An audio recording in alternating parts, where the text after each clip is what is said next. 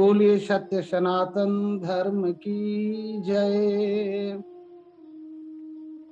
उपासना साधन तत्वदर्शी रामायणस्य परमाधिकारी। जह प्रेरक मानस पाठनाया गुरुदेव शैलेंद्र स्वामी नमामि। नीलाम्बुजश्यामलकोमलाङ्गं सीता समारोपितवामभागम्। पाणौ महाशायक चारुचापम् नमामि रामं रघुवंशनाथम्। अतुलित बलधामं हेमशैलाभदेहं धनुजवन् कृशानुं ज्ञानिनाम् अग्रगण्यम्। सकल गुण निधानं वानराणामधीशम्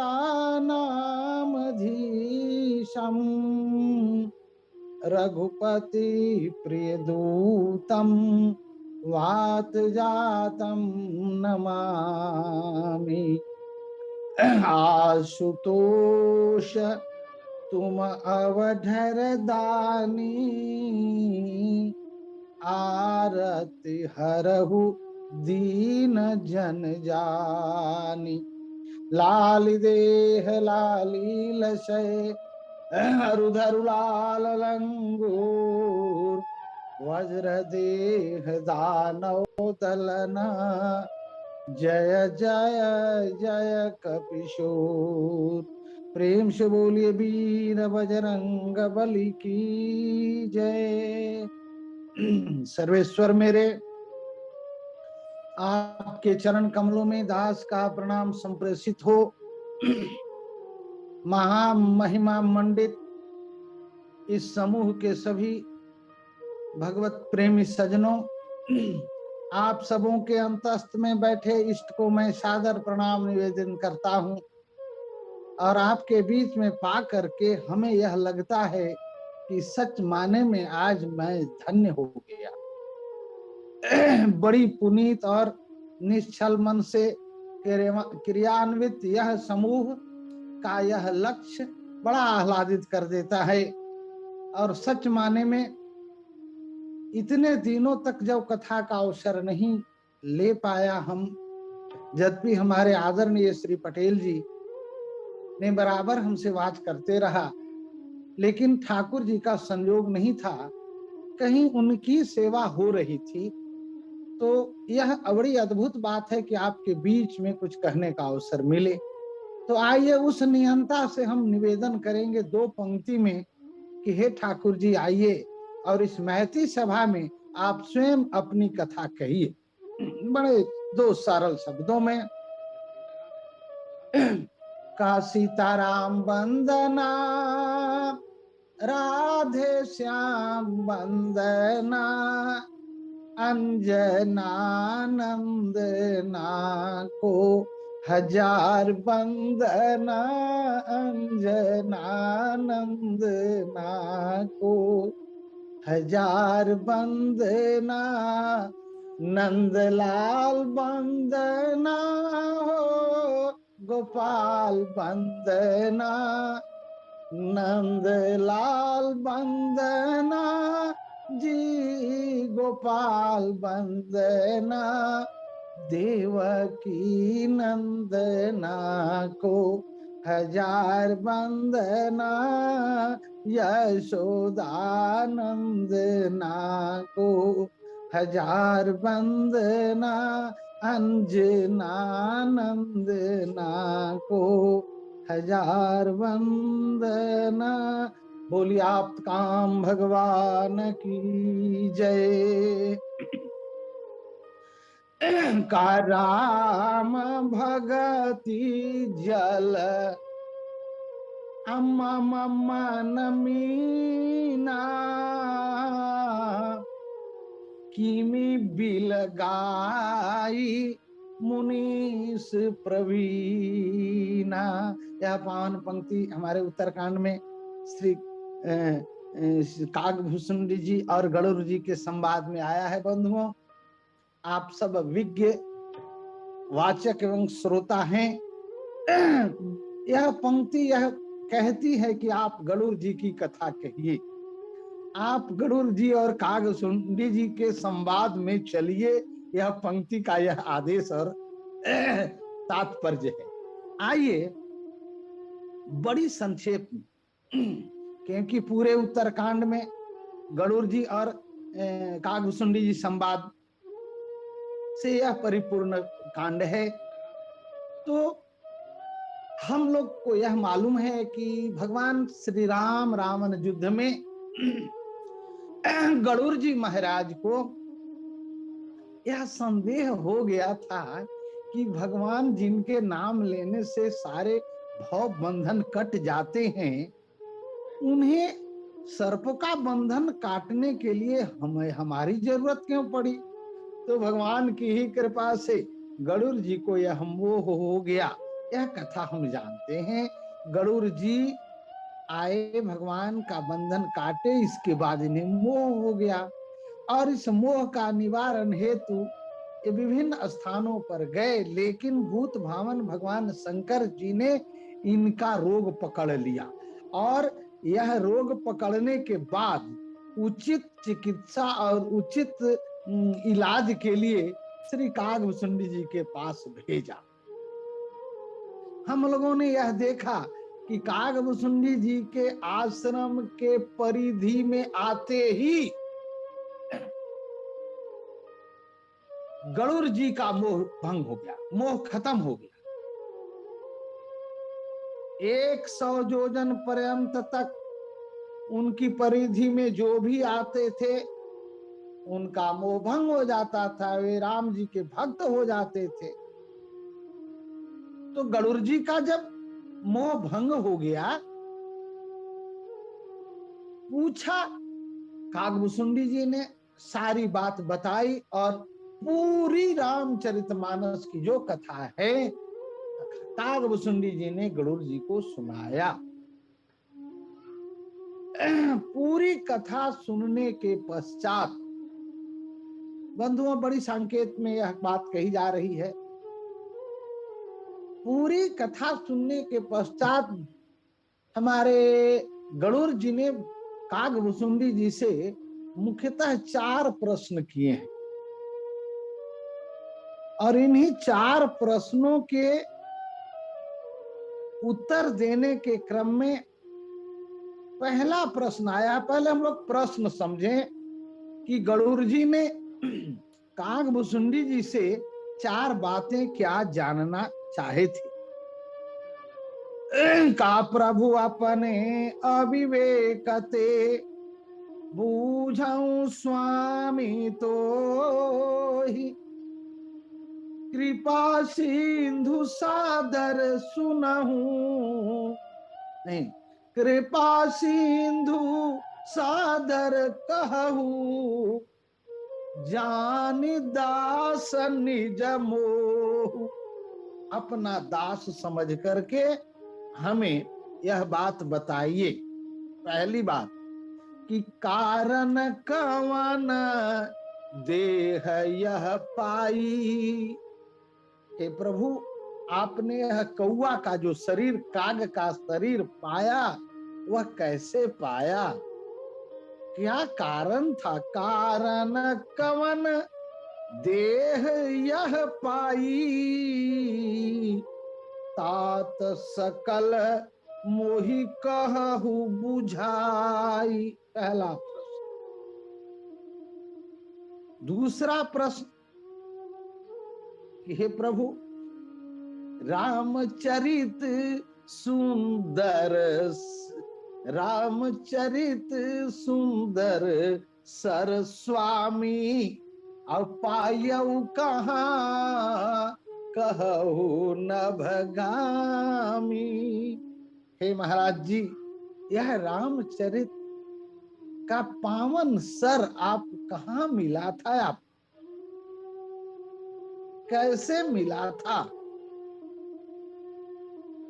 दो प्रश्न। और तीसरा प्रश्न कहा महाराज, अभी अभी आपने जो कहा कि काल का हम पर प्रभाव नहीं पड़ता है, तो महाराज कि तुम ही न व्यापत काल, अति कराल कारण कवना। अति कराल काल भी आपको व्याप्त नहीं कर होता है, इसका कारण क्या है? मोहि सो कहु कृपाल, कहा ज्ञान प्रभाव की जोग बला। इसमें कुछ अपनी बात भी लगा दिए कि ज्ञान के प्रभाव का कारण रहा कि योग बल के प्रभाव से आपको काल व्याप्त नहीं करता है। हे प्रभु, क्या कारण है? यह तीसरा प्रश्न हुआ।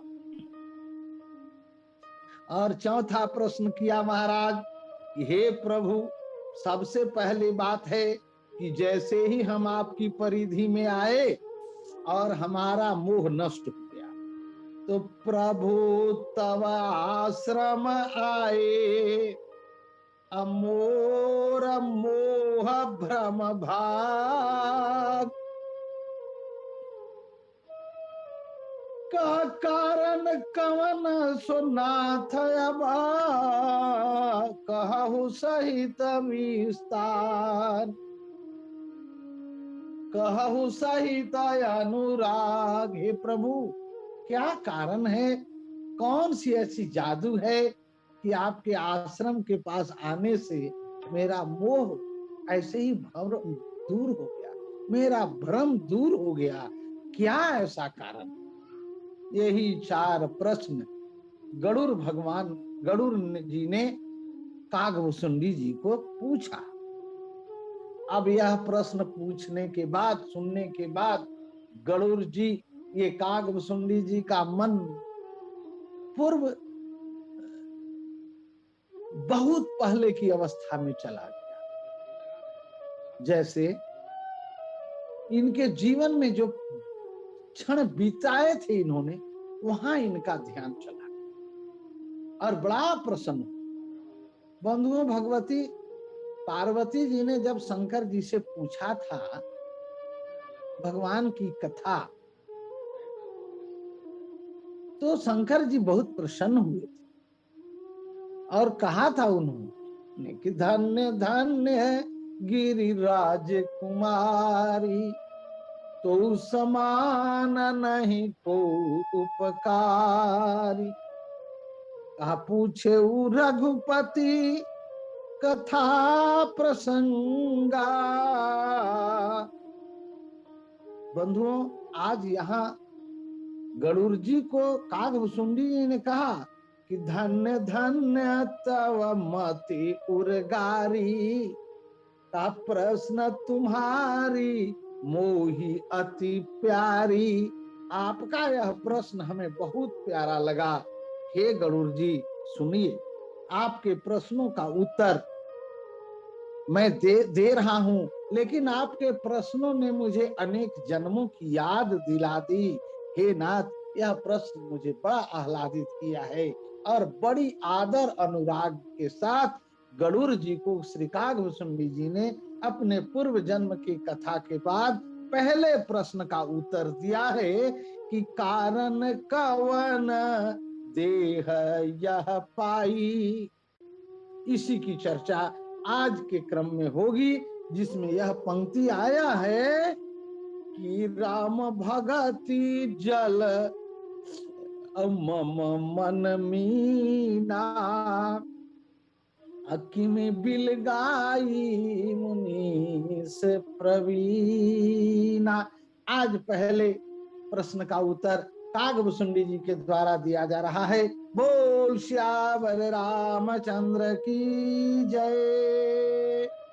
उस क्रम में पहले इन्होंने कहा कि हे गरुड़ जी, वैसे तो हम सभी योनियों का का तन मुझे मिल चुका है, मैं प्राप्त कर लेता हूं, परंतु इसी तन में मुझे राम जी की भक्ति मिली। कौआ होने के बाद, काग होने के बाद ही मुझे राम जी की पूर्ण भक्ति और निष्ठा मिली है।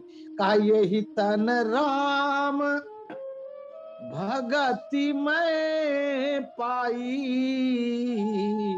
अताते मोहि ममता अधिकाई।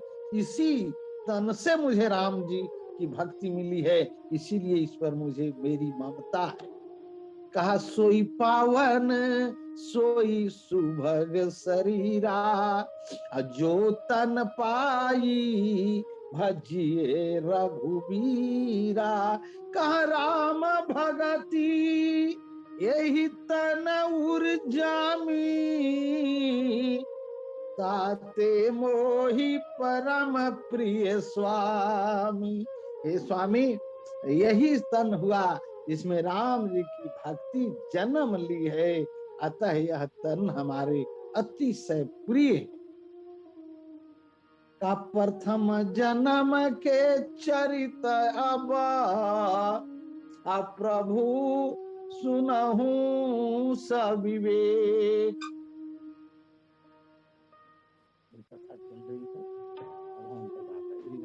अब सुने प्रभु पद रति उपजई जा,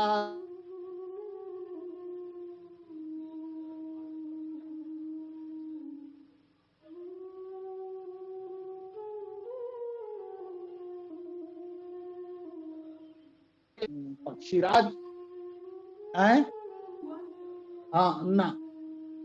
हे पक्षीराज, हे पक्षीराज, हमें पूर्व जन्म का याद आ रहा है, और जब से याद आया है, मैं अयोध्या में जन्म लिया था। अयोध्या नगरी में मैं एक शूद्र परिवार में जन्मा था। यद्यपि मैं अयोध्या में था, लेकिन मैं बड़ी दुष्टता हम में थी, मैं बड़ा अहंकारी था।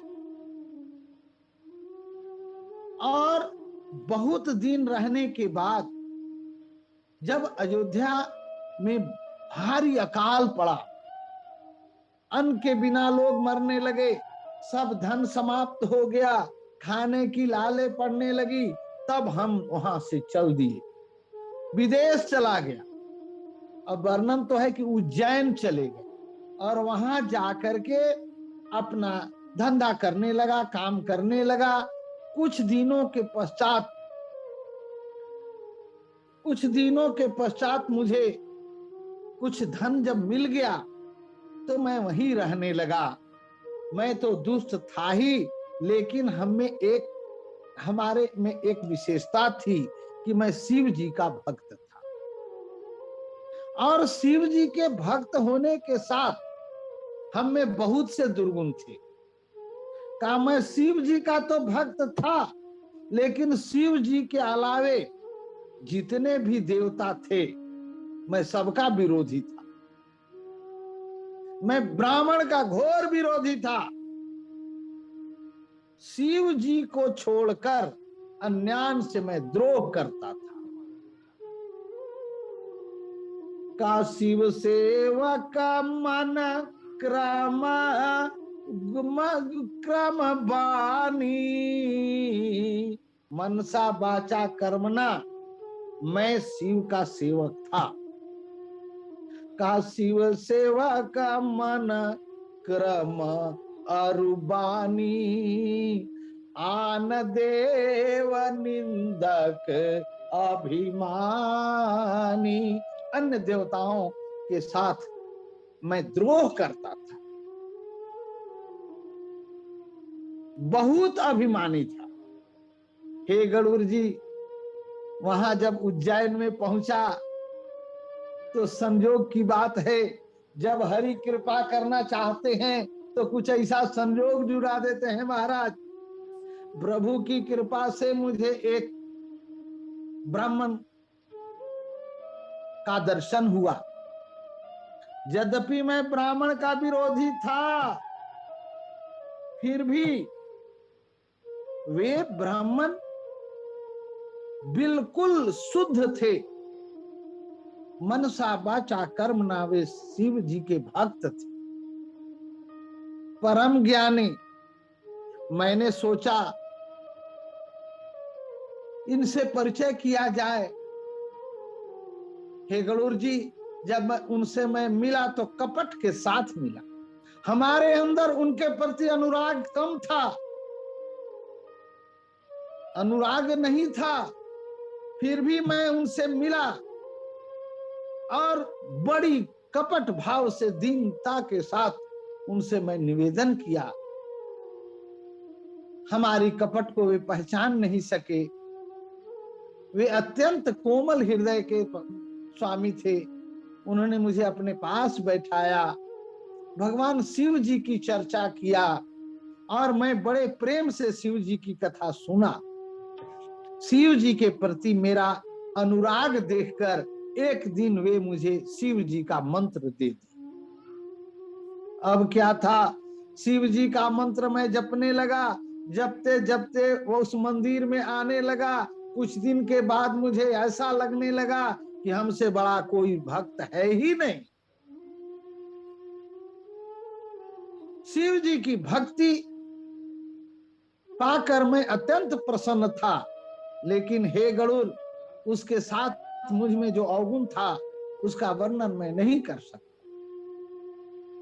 शिव जी के अलावे कोई भी भक्त को जब मैं देखता था, यहां तक कि जब गुरु जी भी शिव जी के अलावे राम जी की अगर हरि की पूजा करते थे तो मुझे क्रोध आता था।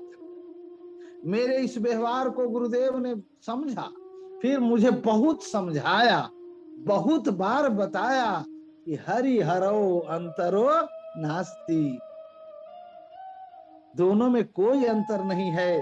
कहा शिव जी भी राम जी की पूजा करते हैं, ब्रह्मा भी राम जी की पूजा करते हैं, अतः शिव जी के अलावे भी कोई देव हैं। ऐसा जब उन्होंने कहा तो मुझे पूरा क्रोध आ गया। हमारे शरीर पर क्रोध के निशान को देखते हुए, वो क्रोध के चिन्ह को देखते हुए भी कोमल हृदय वाले गुरु जी ने थोड़ा भी प्रत्युपकार में क्रोध नहीं किया। हे गरुड़, मैं इतना पापी था, इतना दुष्ट था, आज तक मुझे वह संताप नहीं मिट रहा है।